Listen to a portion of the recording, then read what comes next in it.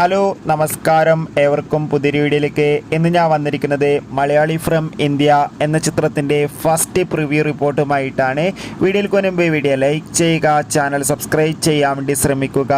നിവിൻ പോളി, അനശ്വര രാജൻ, ധ്യാൻ ശ്രീനിവാസ് എന്നൊക്കെ പ്രധാന കഥാപാത്രങ്ങളായി നാളെ മെയ് 1-ാം തീയതി റിലീസ് ചെയ്യാൻ പോകുന്ന ചിത്രമാണ് മലയാളി ഫ്രം ഇന്ത്യ. എല്ലാ സിനിമാ പ്രേമികളും ഒരേപോലെയാണ് ചിത്രത്തിൻ്റെ റിലീസിനായി കാത്തിരിക്കുന്നത്.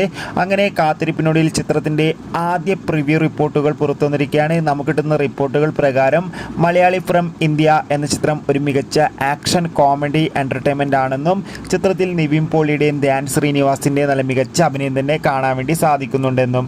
എന്തായാലും കാത്തിരിക്കാം ചിത്രത്തിൻ്റെ കൂടുതൽ അപ്ഡേറ്റിനായി. എത്ര പേരാണ് മലയാളി ഫ്രം ഇന്ത്യ എന്ന ചിത്രത്തിൻ്റെ റിലീസിനായി കാത്തിരിക്കുന്നത്? തീർച്ചയായും കമൻറ്റ് ബോക്സിൽ രേഖപ്പെടുത്തുക.